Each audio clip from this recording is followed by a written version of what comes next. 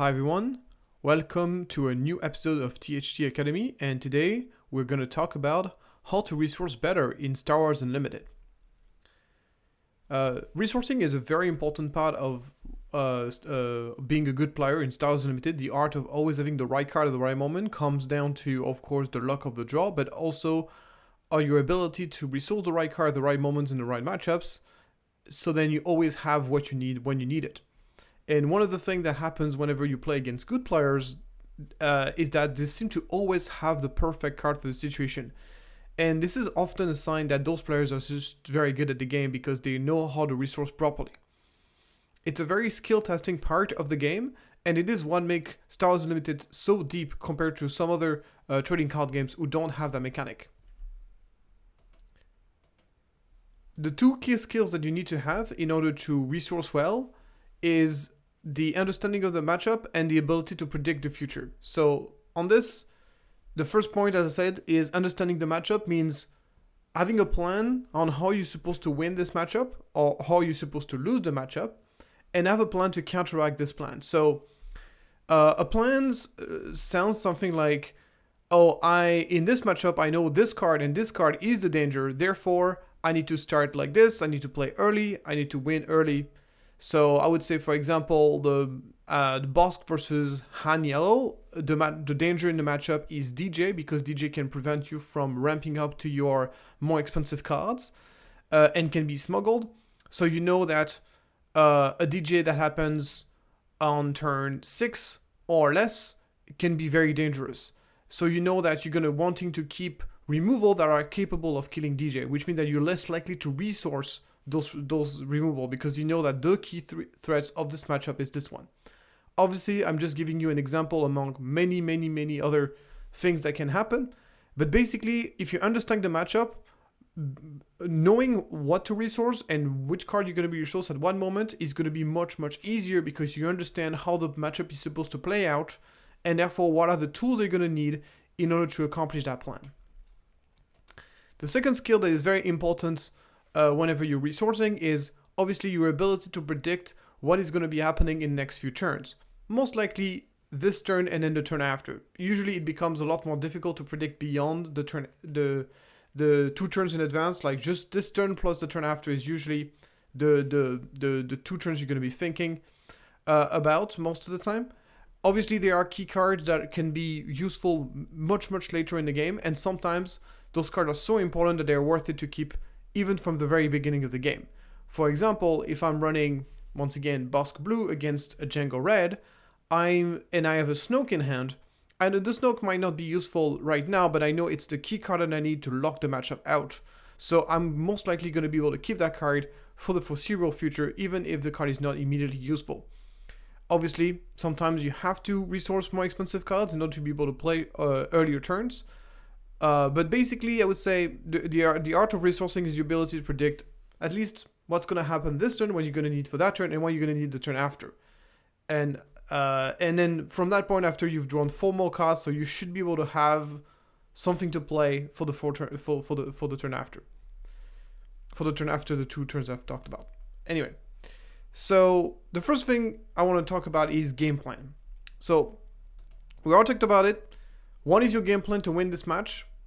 Is one of the most important skill that you need to nail down whenever you are trying to play a card game competitively. Is someone who has experience in the matchup, someone who's played this matchup before, and have a clear idea on how he's supposed to win this matchup with the experience that he has, versus someone who's playing the matchup for the first time, even if that person who's played the matchup for the first time has a much stronger deck than yours, or he has a very favorable matchup. So the person who has the experience of the matchup has a huge advantage and will be able to resource much more accurately. Obviously, another factor that heavily is going to influence the way you resource is also the game state that can change depending on what you draw and what happened in the game earlier. So obviously, don't get locked out. It's not because you know the matchup that's necessarily resourcing is going to be super obvious all the time. It obviously changes the game plan, and sometimes you need to adapt to new circumstances, and new unique circumstances forces you to change the way you play. in a way that will win you the game. Sometimes plan changes, and there's matchups which by nature have a plan that can drastically change depending how the game goes. And there are matchups which are more stable that kind of always play kind of the same way. So you need to be aware of this. So obviously, depending on the game state and depending on the matchup, resourcing is going to be one of the most important factors going to make you decide how you're going to be resourcing it. So the second big thing is obviously the state of the game. So the stage of the game, not the state of the game. So obviously, depending on what stage of the game we are, certain cards are going to be resourced. Obviously, early game cards are going to be resourced in late game, because most likely in late game you want to play late game cards. And the other way around, late game cards cannot be played early on. So in earlier, you want to resource the late game cards early in the game. This is a bit relatively obvious, but sometimes it's a little bit less obvious than this. Basically, the way things work out is that sometimes certain cards, you need to think in terms of like, what are you going to play this turn? And sometimes you want to keep a 2-drops on turn 3, on turn 4, because you want to combine this 2-drop with like a 3-drops to play to use all of your resources. So it's not only a matter of early game for early game and late game for late game. It's also a matter of how do you fit the curve in order to optimize your resources.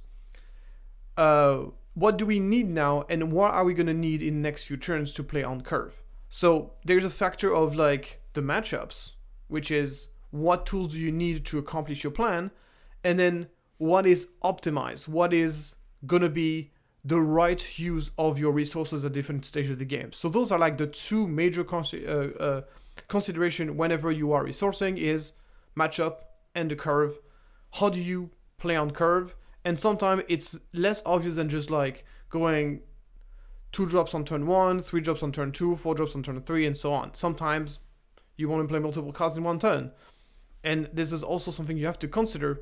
So what I like to think about is I always like to think about the current turn and the turn after that. Is usually how I like to simplify my thinking process in order to be able to play relatively accurately. And I'll show you a few examples. Other interesting consideration for resourcing, obviously redundancy. Something that is relatively important is that sometimes there are cards that you play as a 3 of, sometimes there is cards that you play as a 1 of, and sometimes there is cards that you play as a 6 of, because you have like effect that do something very similar than this. So obviously cards that you only have as a 1 of in your deck, and you have no other card that can do something similar in the deck, and you're very likely to need that effect, you're less likely to resource that card. So for example, if I'm playing against a matchup where I know that upgrade removals is quite important, and I know I only have one upgrade removal in my entire deck, even though there might not be an upgrade now, and maybe there's maybe it's not very likely that it's going to be an upgrade later on, you still want to have that option in case the opponent plays that upgrade. And the fact that you don't have any other upgrade removal in the deck makes you that you're less likely to kind of resource that card. Obviously, the situations are different, but redundancy is a factor that influences whether I'm more likely to resource that card or not. The more redundant effect of that card I have, the less likely I am to resource. So for example, there are decks that, for example, whenever I'm playing Django Green, I know I'm playing 3 Vaders, I'm playing 2 Cat Banes, and I'm playing 3 Maul. So I have a lot of 7-drops. So I know that I'm okay resourcing a 7-drop early on, because by the point I reaches the point where I get to 7-drop, I'm very likely to be able to find another 7-drop anyways. So I have a lot of redundancy, which means that I'm more than fine in resourcing those kind of cards. So redundancy is a factor that sometimes has to be taken into account. Another factor is whether card has smuggle or not. So obviously cards that have smuggles will be resourced in priority. That's obviously relatively obvious. If you have something like, so there are cards like DL44 Blasters that aren't meant to be played as smuggles. They're better as played as smuggle than play without smuggle. And there are cards like Cassian, which you can play on turn 2 if you want, but you know that the card is obviously going to be quite good at being smuggled as well. So those are kind of like things you have to keep in mind while resourcing. So now that we know the theory, let's talk about the practice here with a few example. So we have like a game state on the right hand side, and we have the hand that the Sabine player has, the hand that the Han yellow player has, and we're going to be talking about what should you resource in the case of the Sabine player and in this case of the Han player. So if you're a Sabine player here, so this is turn 2, you are looking obviously you have the initiative, so you're going to be going Fleet Lieutenants into A-Wing. So this turn is relatively obvious, but you need to think about not only this turn, but also the turn after. The turn after, you're going to have access to 4 resources, so you get a choice between a double 2-drop, a Gene Erso plus A-Wing, or you're going to have to resource the K2SO. How are you going to play the K2SO? So if you want to play double 2-drop, like Gene Erso plus A-Wing, then you want to resource the K2SO, and if you want to go K2SO next turn, then you're going to be preferring to resource Gene Erso or green A-Wing. So this really comes down to what you prefer. In this particular instance, I feel like it really comes down to the matchup. The Four of Cups, I believe in, is a card that I always try to avoid resourcing if I can, because it's one of the key cards to finish the game off in almost every matchup, especially matchup that don't have any way to heal. In this case, we know Hansen can stabilize the game, but we know that no matter what, the Han decks has no way to heal whatsoever, which means that 4 cards I believe in can be the difference maker between losing and winning, and having multiple 4 cards I believe in is a way we can drastically increase our chances to win the game. So here's something we can think about is think about how the turn is going to be played out. So probably we're going to go Fleet Lieutenants into A-Wing.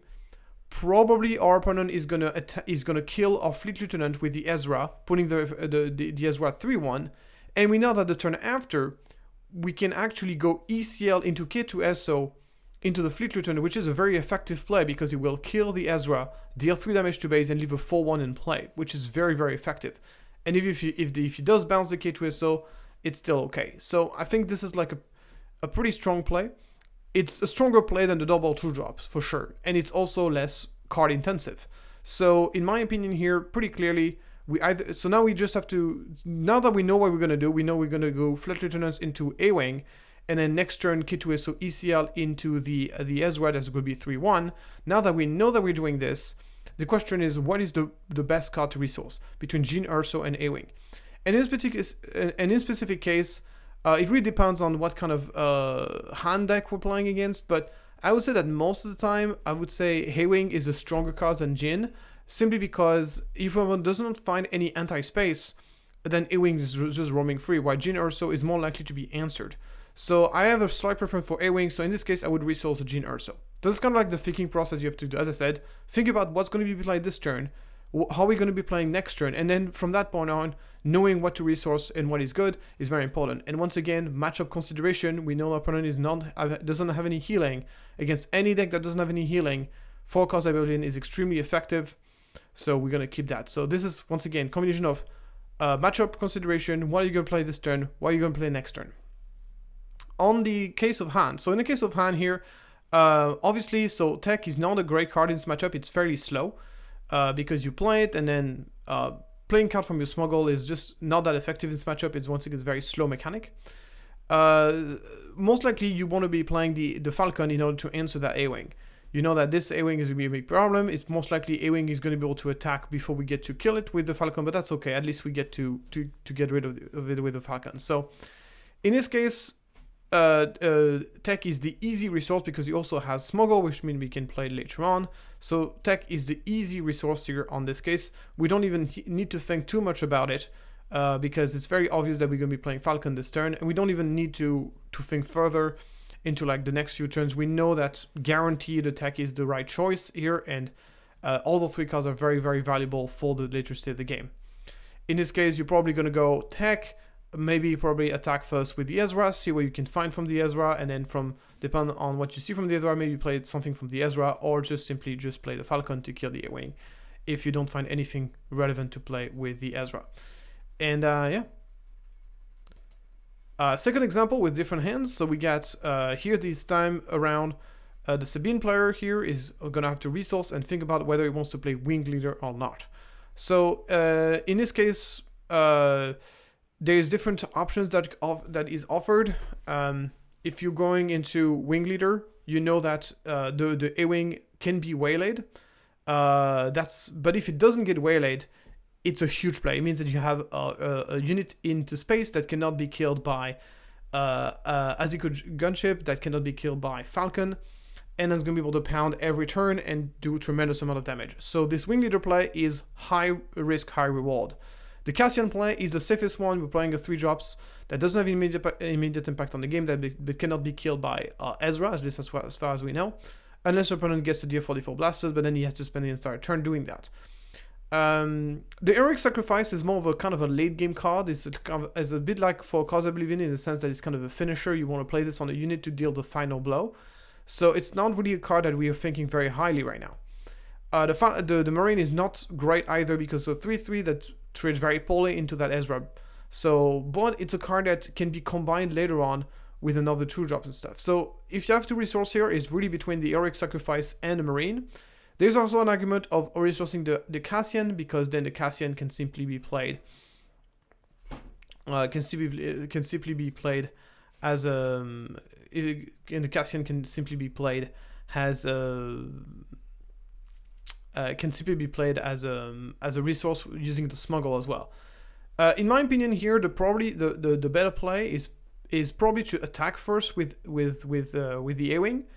And then, depending on what opponent does, either playing the wing leaders on the A-wing or play the Cassian. And the reason why I wouldn't go wing leader into A-wing, because I think it's a very risky play. If your opponent has the waylay, it's a pretty massive blowout. And I think this matchup is fairly positive for Sabine, in my opinion. So you don't have to play that risky. So maybe some Sabine purists would disagree with me, but I would probably not go for the wing leader play here, at least not wing leader before attack. I probably go wing leader after attack, depending on what happens. Or go, so in any case, I think it's clearly between the Marine and the Heroic Sacrifice here. And in a specific instance, I would probably resource the Marine. So then I can go Sabine, come out. I can basically deploy the Sabine. So, sorry, because I think that Buffy Marine is less likely to be useful in this stage of the game. And Heroic Sacrifice might be useful later on in the game, especially as Heroic Sacrifice allows us to one-shot a potential Han Solo. If you find something that has 4 attack, we can again one-shot it with the Heroic Sacrifice, which is very nice. So yeah, probably, as I said, resource the Marine, and then this turn either play Cassian or wing leader, depending if you're feeling like playing risky or playing safe. And something along those lines. Another thing you can do is to just play the Cassian this turn and just keep the wing leader for Sabine. That's also like another play you can make. That is probably much safer because Sabine being the leader cannot be waylaid as much. On the other side here for the Han player with a very different hand. It's kind of an awkward hand, to be fair. Playing Body Rook early on in the game against Sabine is very risky because Sabine players have a tendency to, first of all, they don't play a lot of events, and they will usually resource their events fairly early on in the game unless they find it for a cause I believe in. Which means that you're not very likely to find something out of the Body Rook, and if you don't, then the 3/3 body feels extremely bad. So Body Rook is a risky play early on against Sabine, and I would not recommend it unless you really have no other choice. Han Solo here is good, but we are very, very far away from a Han Solo, so I would say Body Rook can be more effective as you wait later on, because the more you wait, the more likely your opponent is going to have something to discard. Because usually the Sabine player will want to keep their non-unit card in their hands for the later stage of the game to deal the final blow. So probably what I would do here is I would probably resource the Han Solo, so then I can go this turn with the R2. So yeah, here is, you basically resource the Han Solo, then you attack with Ezra, see what you can find from the top of the Ezra, and then from that point you get 2 choices. Either you play risky by going Body Rook and you try to discard something good, or you go R2 and you try to replace the Body Rook to try something more relevant to play. Either way, it's not great for you, but probably but probably whenever you are in a bad spot like this, probably playing the risky play and going for the Body Rook is probably the best way to go about it. So yeah, probably in any case, I think regardless of how you want to play this, probably resourcing the Han Solo makes more sense, so you can find something earlier to play, because you might be in trouble if you're not finding anything good to play here in the next 2 turns. So that's basically it for that. So we have another game state here. This time it's a different matchup. We got Luke Grain versus Sabine Grain, and this time with at a much later stage of the game. This is the key moment of the game for Luke Skywalker as he's about to deploy his leader. You're going to put down the 6th resource and deploy the Luke. The Sabine player has the initiative though. So in this specific instance, we're going from the Sabine perspective.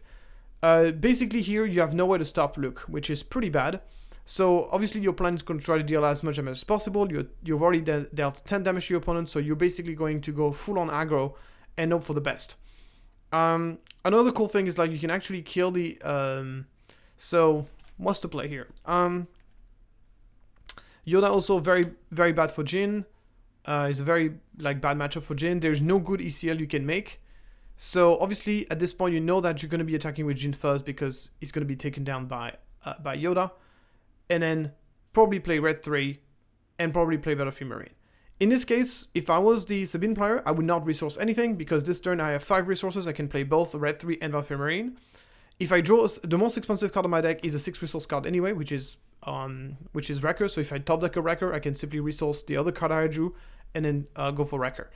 And I'm gonna need every single card I can in order to kind of tilt the game in my favor here. So I would 100% go for the Red 3. So I would actually not resource anything and go for Red 3 plus Battlefield Marine in this specific case. In the case of Luke, obviously you want a resource to be able to deploy Luke. So the question is, what do you want to resource? This turn, so Huong can be pretty good because we're gonna have both presence, whether it's with the Yoda or with the Luke. So being able to boost those in order to one-shot the Sabine is going to be super valuable. We also have a General's Blade, which is also very good. We can play General's Blades into Luke, which will allow us to play our Redemptions or on one earlier. So both of those cards are amazing, and because we're going to be on 6 resources, we'll be able to play both of them. The question here is whether you want to be playing, you prefer to have Redemption of On1 in the late game. And in late game, especially in this situation where you've taken a lot of damage, obviously Redemption is the best play. Keeping the Redemption is by far going to be the most card because it heals by a lot right away. Home 1 has some healing as well, but it's a much slower heal. So Redemption is a much better guarantee to win the game than Home 1 is. So in this case, I would definitely resource the Home 1. I would obviously deploy Luke, play General's Blades and Yong this turn. Try to attack with General's Blade next turn so you can play the Redemption for cheap on the turn after. So move on here, same situation, but much very different hands that we have. This time around, the Sabine player has access to the Poe. And in this case, you got the Poe ECL, so obviously the idea is going to be to ambush the Luke and one-shot the Luke. So in this very specific case, if you are playing as... so in this case, once again, I think the right play is to not resource anything for Sabine because you're going up to 6.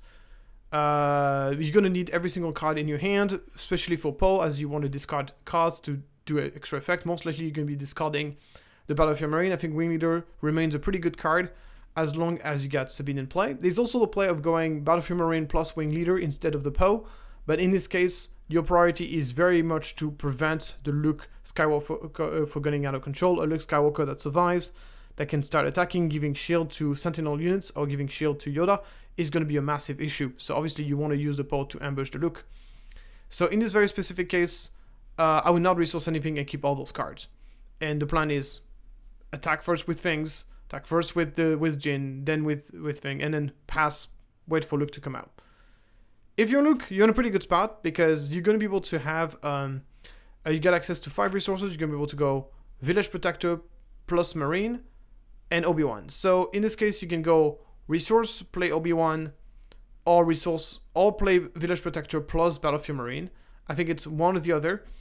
In this specific case, I think I like Obi-Wan a little bit better than Village Protector plus Battlefield Marine. I mean, this is interesting. Do you actually prefer Village Protector plus... One of the things is like you need to have the Sentinel units before Lux comes out. That's the most important. But I think regardless of what you do, you're going to be resourcing... If you want to go Obi-Wan this turn, then for sure you want to resource the Marine this turn. And if you want to go Protector and Battlefield Marine, then you want to resource the Takedown. I think the reason why you want to go Obi-Wan this turn instead of Marine plus Protector is because if you're going Marine plus Protector, you have to resource the Takedown, while if you're going Obi-Wan, you can just resource Marine. And I think keeping the Takedown is actually pretty valuable, because at this moment in the game, if you're going to start going to space, you got nothing in space, while Takedown actually gives you an ouch for space. So for in very specific instance, I would probably resource the Marine, go Obi-Wan this turn. So Obi-Wan first, then Luke. If Obi-Wan dies before Luke comes out, you can put the tokens on Yoda, which is very nice. You still get to draw a card. And that's just the way I would play this out. So as you can see, just to summarize, resourcing in Star Wars Limited comes down to two major things. Your understanding of the matchup, and your ability to predict the future. If you're able to do those two things accurately, you will know how to resource what card and at what moment. And this comes a lot into experience and knowing when the opponent plays, and of course the understanding of the game states and how you can state the game. I hope this guide was useful for you guys, and I'll see you next time for another THT episode of THT Academy. If you like this content, please like and subscribe, and let me know what part of playing Star Wars Limited would you like me to cover next time. And without further ado, thank you so much, and I'll see you next time.